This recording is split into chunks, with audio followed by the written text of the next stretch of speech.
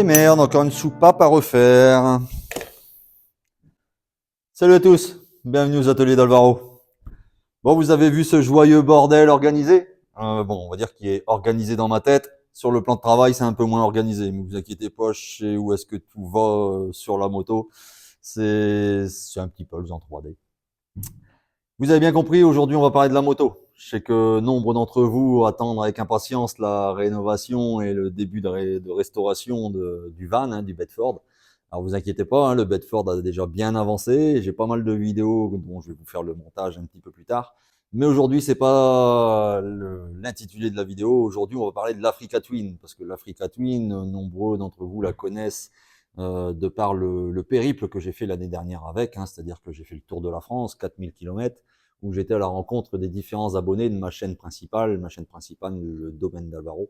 Et donc, j'ai eu le temps de connaître cette moto. Je l'ai pratiquée donc pendant 4000 km, comme je vous disais. Et j'ai eu le temps de voir aussi tout ce qui n'allait pas sur cette moto, parce que cette moto a plus de 30 ans, plus de 100 000 km. D'ailleurs, j'ai fait le tour du compteur durant ce périple. J'ai vu que il était revenu à zéro parce que c'est un compteur 5 chiffres. Donc aujourd'hui, je me retrouve avec une moto toute neuve, 7000 km. Et on va essayer de la faire redevenir toute neuve justement parce que cette mamie là a 31 ans, elle est de 93. Et moi, mon but, c'est quand même de la garder et puis de la faire passer collection. Donc, j'ai entrepris une rénovation globale de cette machine, c'est-à-dire que la moindre pièce qui est sur cette machine, je vais la démonter et je vais l'inspecter, voir si elle est bien, s'il faut la réparer, s'il faut la changer, dans le but d'avoir une moto saine, mais aussi de pouvoir connaître l'intégralité des pièces, savoir qui va où, comment elle se monte, comment elle se démonte, comment elle s'entretient, parce que c'est des véhicules que voilà, moi j'aime bien mettre mon cul sur une moto où je sais la réparer, où je sais que je vais pas avoir besoin d'un garagiste ou d'une aide extérieure si je tombe en panne. Et donc j'ai entrepris la réparation globale de cette moto et on va voir les débuts de cette restauration là, dans cette vidéo. C'est-à-dire que quand j'ai fait le périple, je me suis rendu compte d'une chose qui était cassée sur la moto. En réalité, il y en a plusieurs qui sont cassés, mais ça, on aura le temps de les voir par la suite. Un gros point, déjà, c'était toute la partie compteur, la partie tableau de bord. Le tableau de bord, il a failli se faire la malle d'ailleurs sur une des petites routes de France. Je l'ai vu partir complètement et je l'ai rattrapé tout juste à temps. Et au final, j'ai dû m'arrêter, le fixer avec des Colson, un petit peu de Charterton à droite à gauche. Et bon, ça a fait l'affaire. J'ai fini le Tour de France avec le compteur comme ça. Mais toutes les pattes du compteur en plastique sont cassées, donc le compteur tient plus du tout. Et ça me faisait chier de changer le compteur, parce que ce compteur-là, c'est le compteur d'origine. Et donc, je voulais conserver ce compteur. Donc, c'est ce qu'on va voir dans cette vidéo. Je vais rénover l'intégralité de la partie compteur. Mais pas que, parce que j'ai continué le démontage et je me suis rendu compte d'autres grosses pannes à réparer, d'autres choses qui étaient cassées sur la moto, notamment sur la partie cycle. Partie cycle, et donc plus précisément les roues. Les deux roues, j'ai eu énormément de travail sur les deux roues. Donc, j'ai entrepris une rénovation globale aussi de ces deux roues et c'est ce que je vous propose de voir dans cette vidéo. Allez, go!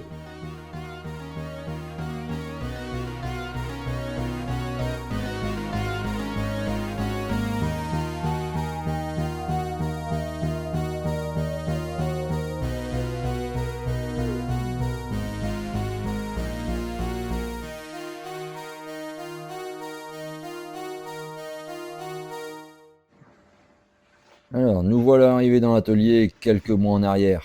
J'avais commencé à démonter la moto. Là, j'ai enlevé la première pièce, c'est-à-dire la tête de carénage. C'est là qu'est fixée la bulle et c'est une pièce plastique en gros qui entoure les feux et toute la partie compteur. Au moins, ça nous permet de voir un petit peu ce qui se cache derrière. Et c'est là qu'on s'aperçoit que le compteur ne tient plus du tout. Heureusement que j'avais mis des Colson un peu partout pendant le périple parce que c'était une pièce qui se promenait dans tous les sens. Comme je vous disais dans l'intro, un compteur tout neuf, 7174 km. Ah ouais, parce que c'est un compteur 5 chiffres, donc il a fait le tour. Mais bon, on va remettre tout ça à neuf, parce que là, on voit qu'il a bien vécu. On a encore une patte de fixation, et encore celle-ci était fissurée. La deuxième patte de fixation, il manque un bout. Le morceau là était fixé sur la carcasse, mais plus attaché au compteur. Cette patte-ci, elle n'existe plus du tout. Il y a carrément un trou dans le compteur. Pareil pour la patte d'à côté, il manque un morceau non présent sur la moto. Donc avec tout ça, on va essayer de repartir à neuf. Après, on s'aperçoit, il y a même des trous, carrément. Typiquement, à cet endroit-là, normalement, bah, il y a un petit pioupion qui vient, vous voyez, comme ces pioupions-là, et ça sert à tenir la mousse qui est autour du compteur. Bon, allez, on va se lancer, on répare. Ici, je vais utiliser des Colson parce que la matière des Colson se prête très bien à être fondue et ça me permet de réparer des morceaux de plastique qui sont manquants sur le compteur. Donc là, typiquement, bah, on va prendre des morceaux de Colson. Je vais en couper plusieurs petits bouts et ces petits bouts-là bah, vont me servir en les faisant fondre petit à petit à reconstituer l'intégralité des pattes et des pièces manquantes sur le compteur. Donc, bon, moi, ça m'a pris du temps hein, quand même. Hein, cette opération-là, je crois que ça m'a pris à peu près une journée, une bonne journée à réparer le compteur. Allez, on attaque. Donc là, vous voyez, ben, j'ai dépité un petit bout. Hein, et je suis en train de découper petit à petit les bords pour dire qu'ils s'intègrent parfaitement au trou que j'ai besoin de reboucher. Hein. Juste derrière ça, ben, je vais me servir d'un petit fer à souder. C'est des fers à souder l'étain. C'est avec ça qu'on fait des brasures d'étain. Hein. Et donc ça chauffe pas mal. Il y a deux positions sur le mien, soit 40 degrés ou 80 degrés. Bon, 40 degrés ça marche. Moi je le laisse à 80, mais il faut faire gaffe quand même parce que ce plastique-là, quand il est trop chauffé, après il devient cassant. Donc il faut vraiment le faire fondre, mais sans trop le surchauffer. Donc je me sers d'une petite pince là, parce que bah, j'ai pas envie de me cramer les pattes déjà. Et en plus, ben, ça me permet de le mettre pile poil comme il faut. Donc là, on va le positionner là, petit à petit. Et avec le fer à souder, alors là en plus j'ai commencé à un endroit où j'ai pas de place. Hein. Je suis vraiment pile entre le compteur et les affichages sur le côté, les petits voyants. Donc là, ben, je commence à faire fondre petit à petit avec l'extrémité du fer, pour dire de faire un peu comme une soudure TIG hein, qu'on peut assimiler, où là je vais faire fondre les deux matériaux et je les fais rentrer en fusion tous les deux. Et là magiquement, ben, forcément, une fois que ça sèche, ça tient bien. Donc je vais ramener là, comme là, plusieurs petits morceaux qui vont me servir un peu comme du métal d'apport, mais là, ça va être du plastique d'apport, en fait, qui va me servir à faire cette soudure. Et donc, je vais le faire fondre pour dire de faire fusionner les deux pièces, le morceau de Colson d'un côté et le plastique du compteur d'origine. Derrière ça, ben, il ne nous restera plus qu'à poncer légèrement pour dire que ce soit bien propre à ras, hein, et puis ben, l'opération sera terminée. Allez, je vous montre ça petit à petit et on avance sur le compteur.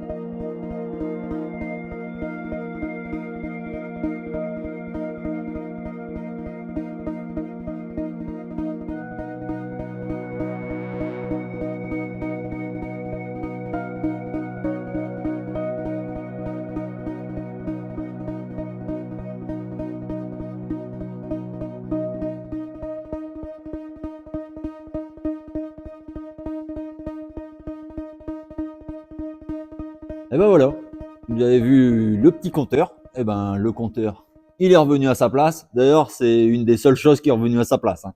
Comme vous pouvez constater, tout le reste a été démonté. Alors, bah, si ça vous intéresse, je vous montre un petit peu comment je l'ai mis à poil. Et juste après, on attaque les roues. Allez, go!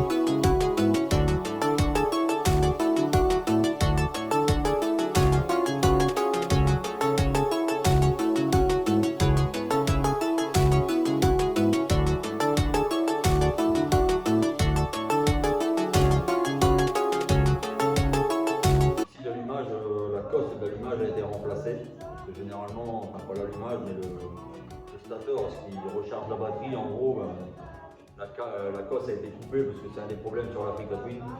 Souvent il y a du jeu et puis c'est limite ça fout un court jus là-bas et on a un problème de recharge. Donc généralement les gens ils coupent et ils soudent, ils enlèvent la cosse. C'est ce qui a été fait ici, mais le problème c'est que vu qu'il n'y a plus la cosse, et je ne peux pas enlever l'ensemble du moteur sans devoir recouper potentiellement. Et là je vais enlever la cloche et puis je vais enlever l'allumage tout de suite. Je le laisserai de côté.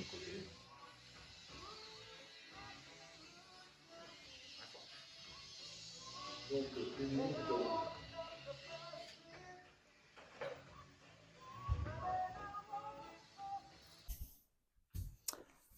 Et voilà, à poil la mamie. À poil la mamie. Bon, bah vous avez vu, ça m'a pris un petit peu de temps hein, quand même à désosser la moto. Heureusement, j'ai eu des potes qui sont passés entre deux, donc ça permet de travailler en s'amusant, on va dire, hein, parce que pour moi c'est une distraction. Et alors d'autant plus quand il y a les amis qui viennent prêter la main.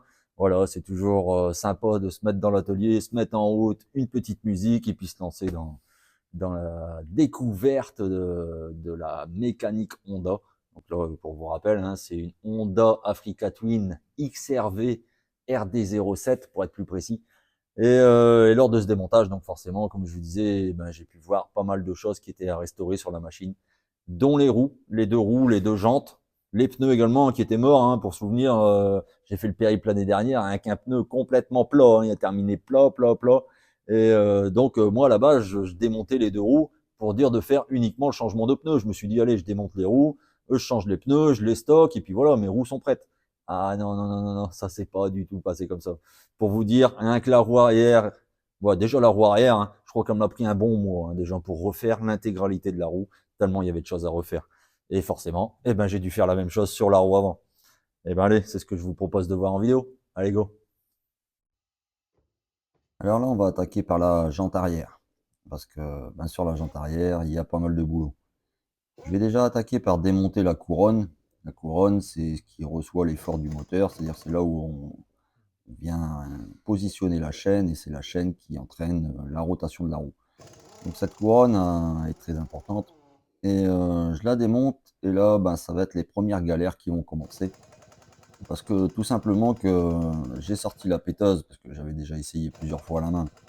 Comme nombreux d'entre vous le savent, si vous avez déjà démonté une couronne, les écrous qui fixent cette couronne, généralement, sont hyper bloqués. En plus de ça, il y a souvent des personnes qui mettent du Loctite, c'est-à-dire du frein filé sur ces écrous, cumulé avec des écrous freins. Donc c'est un peu le bordel à enlever. Et on voit là déjà la péteuse, elle galère comme pas possible. Le premier est bienvenu, mais par contre, ben, j'ai un souci sur les suivants.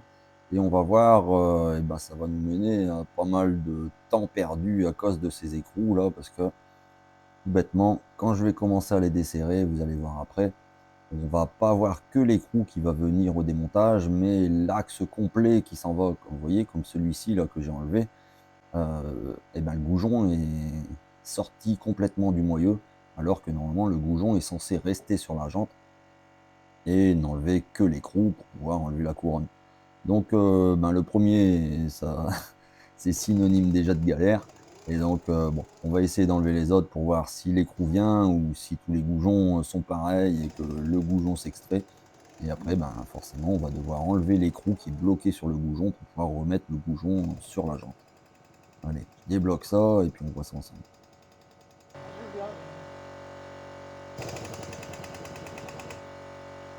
Encore un peu de jus, je crois. Alors, on va que les boutons viennent. Ça, capitaine?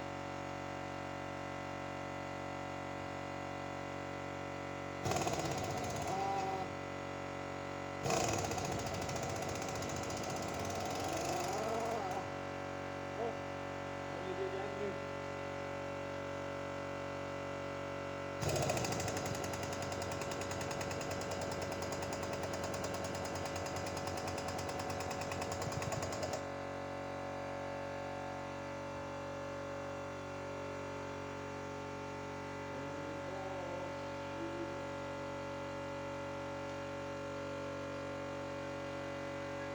Ça commence.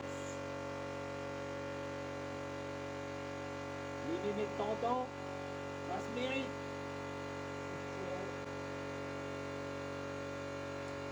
Tu veux jouer avec moi? Tu veux jouer avec moi? Mettre plein la gueule, attends, ça se mérite. Qu'est-ce que c'est rapide? Putain.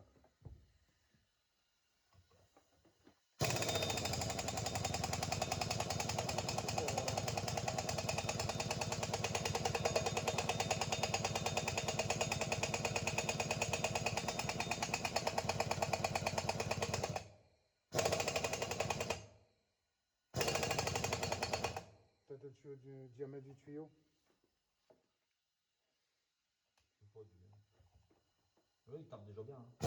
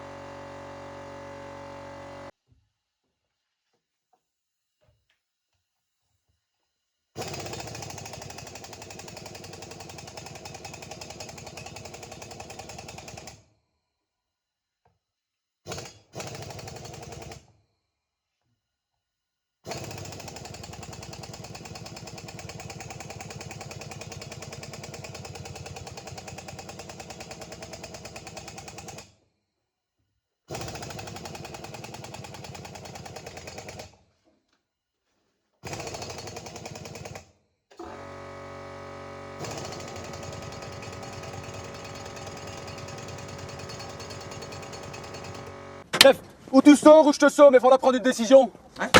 Vas-y, vas-y, viens. Ou tu sors ou je te sors. Hein? Viens, tu es malade. Viens là, Gaston. La merde, tout le monde. Putain, ta merde. Pauvre.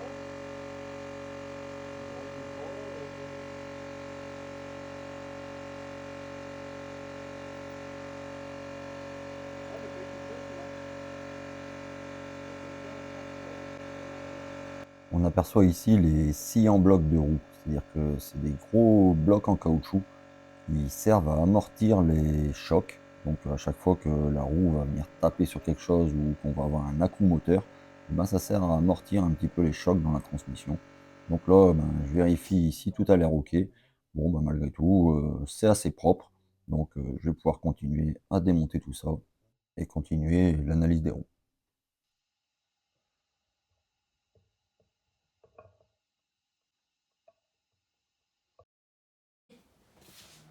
Allez, on va passer à autre chose. Là, nous voilà sur la roue avant. Je vais attaquer, comme j'avais prévu initialement, le changement de pneu. Parce que, comme je vous disais, les deux pneus sont complètement morts. Alors celui de devant, on a encore de la structure, mais la gomme a durci comme c'est pas possible depuis les années qu'elle est dessus. Et même durant le périple, je me suis rendu compte que ça faisait du bruit en roulant. On a une vibration engendrée par le vieux pneu, on va dire, hein, qui s'est usé petit à petit. Et donc, je vais changer les deux pneus, le pneu avant et le pneu arrière. Donc là, j'enlève le petit écrou qui tient la valve, parce que dans ces jantes-là, c'est des chambres à air, c'est pas des pneus tubuless. Donc, je me commence à me préparer les petits produits. Moi, j'achète pas du savon exprès pour démonter les pneus. Vous voyez, vous prenez du liquide vaisselle, le premier prix. Je dilue ça avec un petit peu d'eau, et puis allez, on va commencer à enduire tout le pneu pour dire que ça glisse bien, parce que le but est quand même de sortir le pneu. Donc il faut que ça glisse, et puis normalement ça devrait aller tout seul, c'est ce qu'on va voir.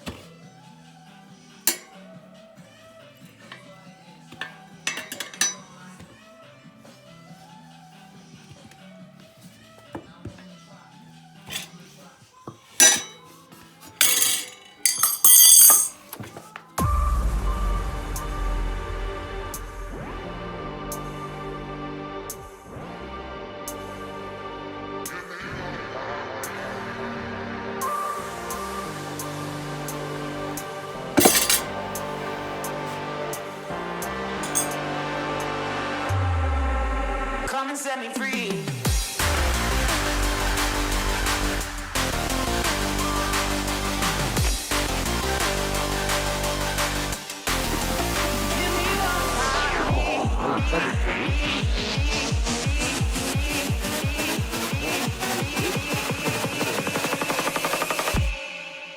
Come and set me free.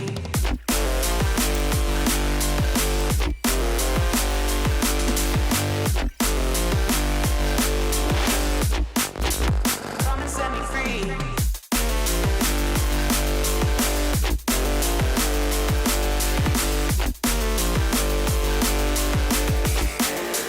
Give me what I need.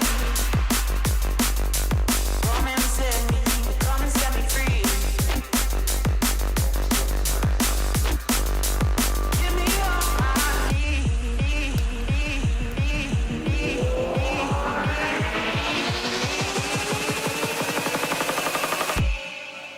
Come and set me free, free, free, free.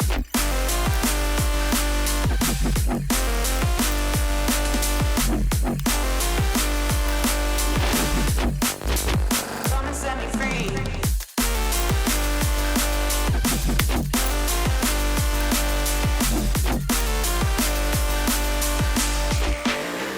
Give me all I need.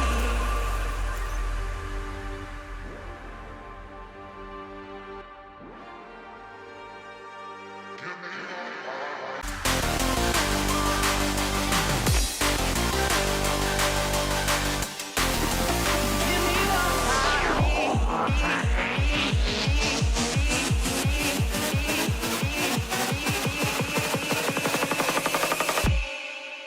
Come and set me free.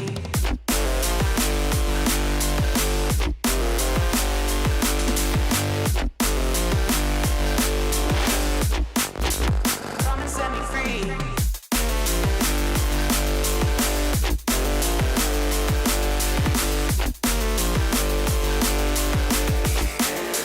Give me all I need. Come and set me free. Give me all I need.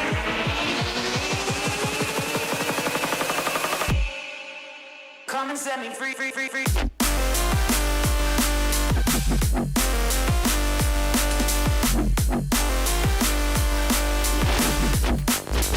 Come and set me free.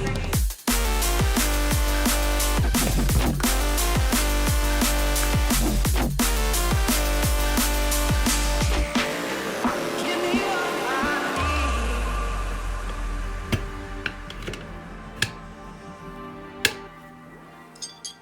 Voilà, maintenant que le pneu est décollé de la jante, on peut sortir les démonte-pneus et comme la roue avant, et ben, on sort le pneu. Allez go. Give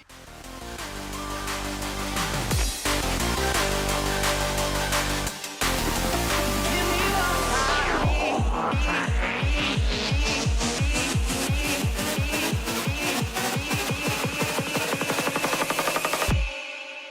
Come and set me free.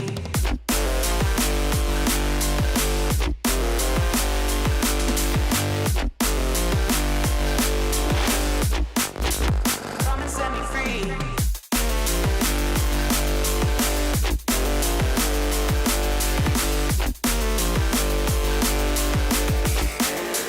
Give me all I need.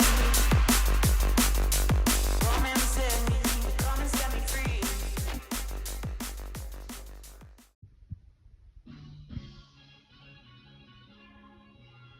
Bon, là ça commence à être le bordel. En démontant la roue arrière, j'ai constaté que j'avais certains rayons qui bougeaient. Du coup, ben, j'ai regardé d'un peu plus près et ben, on se rend compte que le rayon en fait est complètement cassé à ras de l'écrou dans la jante.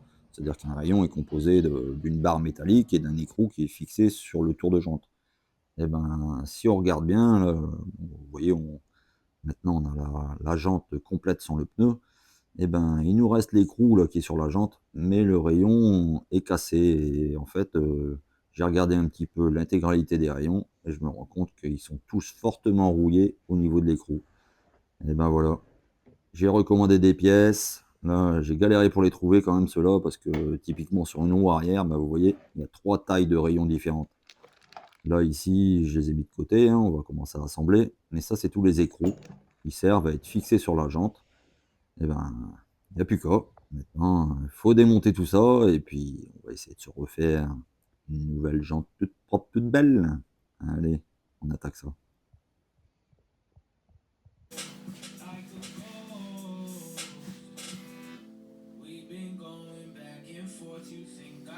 Alors dans un premier temps, et un peu naïvement, je dois vous avouer, j'ai espéré pouvoir démonter les anciens rayons. C'est-à-dire que normalement, comme je vous disais, c'est un écrou. Donc il n'y a qu'à desserrer l'écrou. Bon, alors je ne vais pas attaquer tout de suite parce que avant de démonter, vaut mieux quand même prendre quelques mesures. Vous voyez typiquement là sur la jante, il faut faire attention sur une jante de moto, c'est que le centre de la jante n'est pas forcément au centre du moyeu. Comment vous expliquer ça? Vous avez le moyeu central et après vous avez le cerceau de jante. Et bien la distance entre le bord du cerceau et le bord du moyeu n'est pas forcément égale de chaque côté. pour certaines motos, vous avez le cerceau, c'est-à-dire l'endroit où il y a le pneu, qui va être décalé un petit peu. Donc, c'est important avant de démonter de mesurer de combien est ce déport. Donc ça s'appelle le déport de la jante, hein. Et donc ça, j'ai les infos sur la revue technique. Mais avant de démonter, je voulais quand même vérifier si c'était cohérent avec les données que j'avais sur mon manuel d'utilisation. Et donc là, je suis en train de reprendre les différentes mesures de déport de jante avant de démonter. Et c'est toujours bien de noter un petit peu l'existant. Et après, je vais attaquer le démontage des rayons.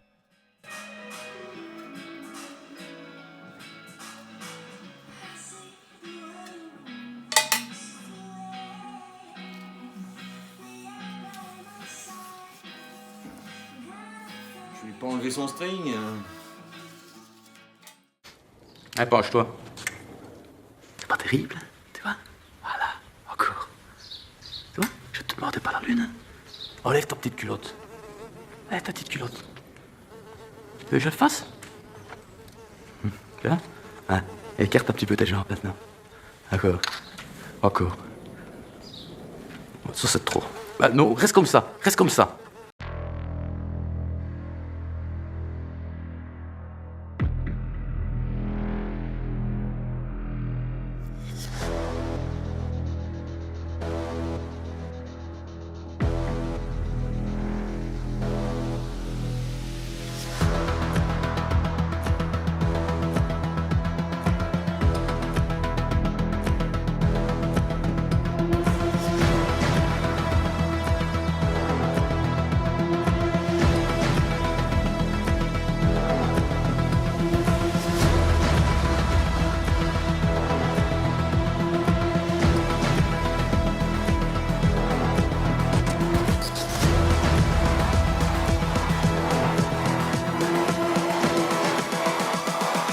Humans, what have you learned?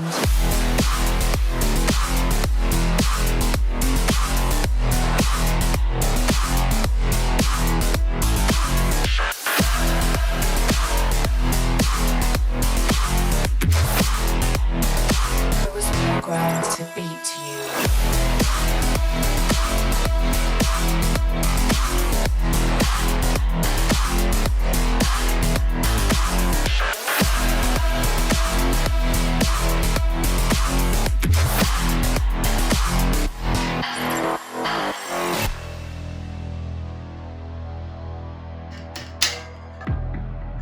Je vais couper les rayons un par un parce que de vouloir les dégripper, ça sert à rien. L'écrou est tellement rouillé.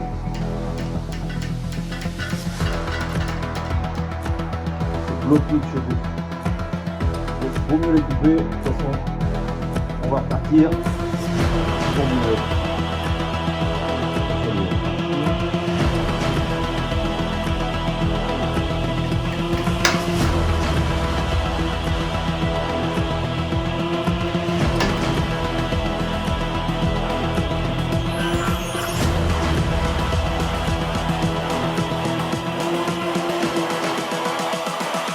The same mistakes.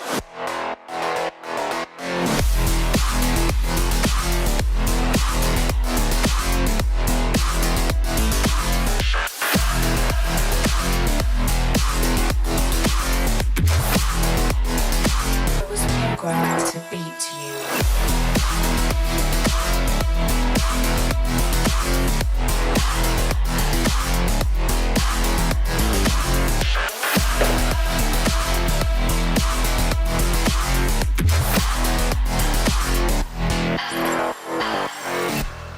Et là, le problème, c'est que l'eau qui ruisselle le long des rayons vient se loger dans l'écrou et fait pourrir à l'intérieur, ça rouille à l'intérieur.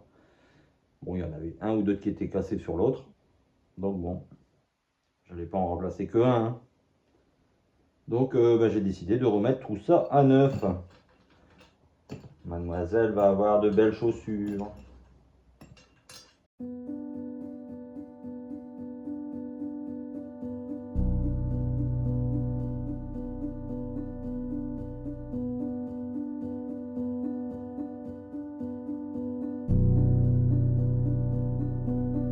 Et ben voilà, l'ensemble est démonté. Mais c'est pas tout ça. Maintenant, eh ben, on va commencer le réassemblage de toutes ces belles pièces. Sachant que ben, j'ai quand même décidé de changer les roulements de roue. Car quitte à avoir tout refait, autant remettre tout à neuf. Allez, go.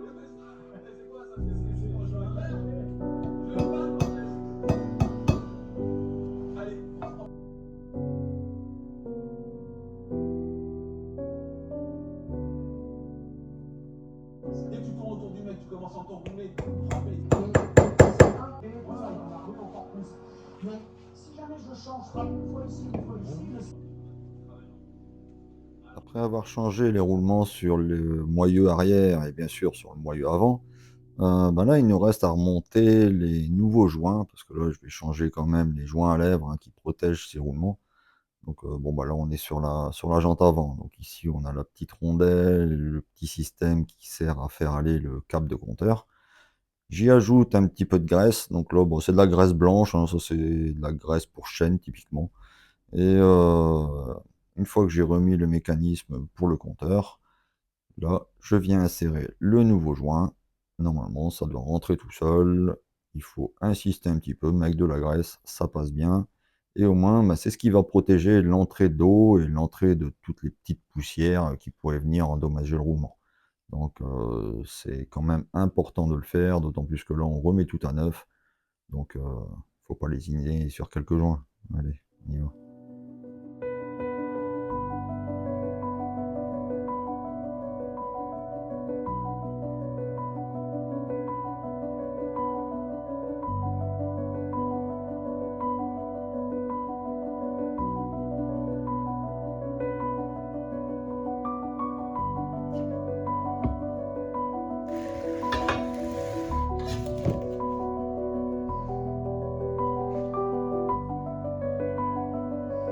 Allez, il est temps maintenant de réassembler tout ça. Donc là, vous voyez sur le moyeu, eh ben, on a des trous de fixation. Là, c'est là-dedans que les rayons vont passer. Mais vous voyez, le diamètre n'est pas le même à l'endroit de fixation. Donc c'est pour ça qu'on a des longueurs différentes de rayons. Ici, on va en avoir des plus courts et ceux qui sont au fond un peu plus longs. De l'autre côté, eh ben, c'est pareil, c'est un autre diamètre, donc ce sera encore une autre taille de rayon.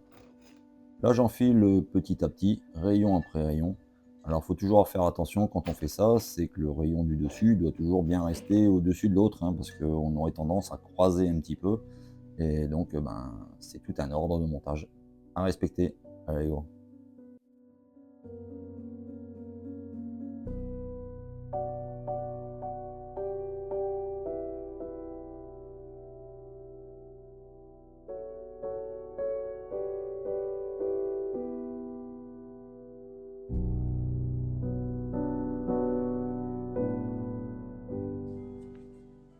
Voilà, les rayons sont montés.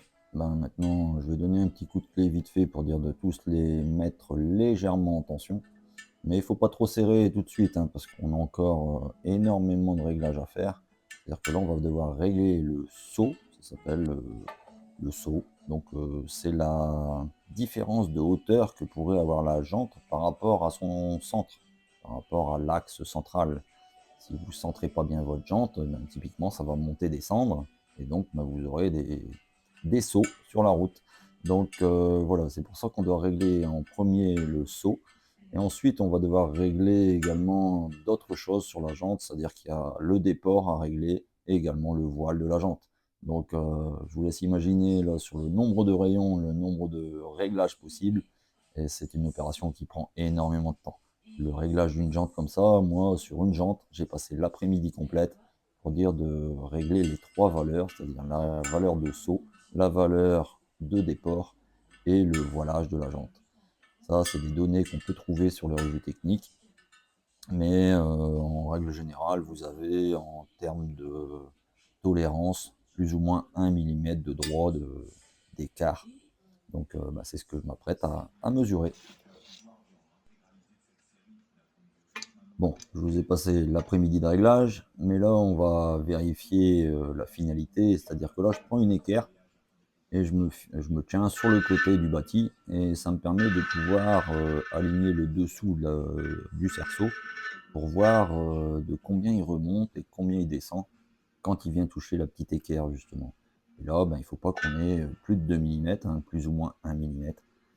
Et comme ça, bon, on voit si la valeur est correcte. Après, ben, le voilage, c'est exactement la même chose, mais là, ça va être de droite à gauche. Comme ça, ben, on aura une jante qui est centrée verticalement et centrée également latéralement. Vous voyez là, des outils de précision, les fumeurs reconnaîtront, mais c'est bien pratique parce que vous voyez, ben, il y a un petit ergot rouge là tout en haut qui permet de venir se mettre juste à côté de la jante et puis de pouvoir contrôler un peu les différents écarts. Après, on ne peut jamais avoir quelque chose de pile nickel. Vous voyez, en plus, là, ces jantes-là ont plus de 30 ans, donc elles ont pris des coups, mais ça s'est bien passé. Au final, et ben voilà le résultat. Des toutes nouvelles jantes pour ma belle. Ça fait du bien de revoir un aussi beau résultat.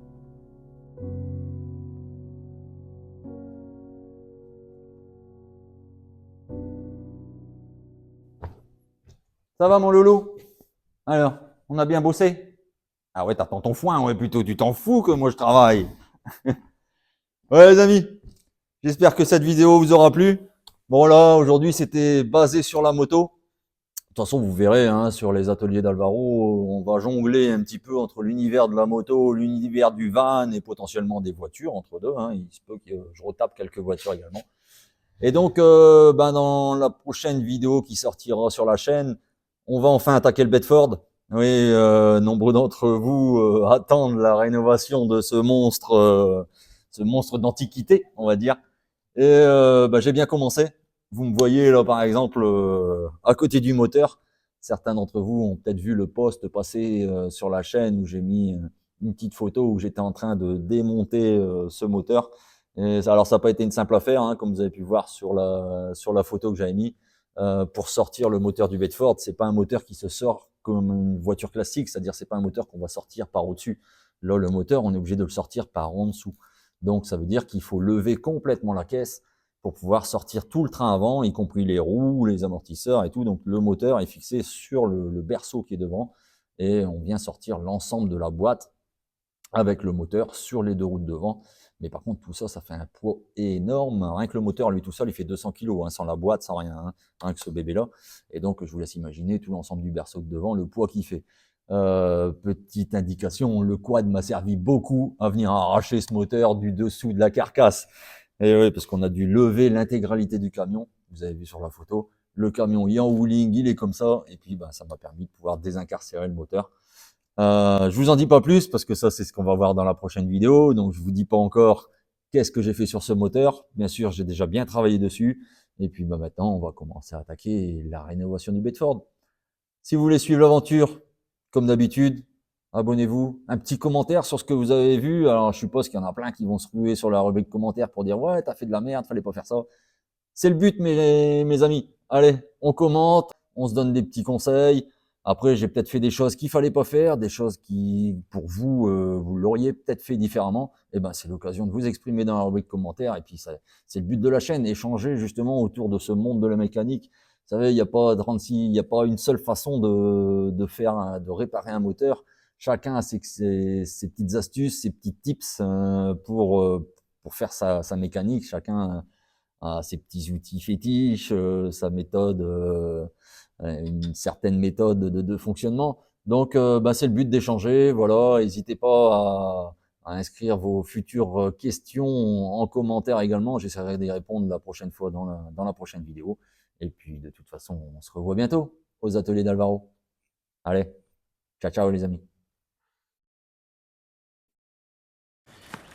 Arrête, tu sais quoi? T'es vraiment trop nul. T'es archi nul. Tu es viré de chez viré. Tu es né idiot et tu vas mourir idiot.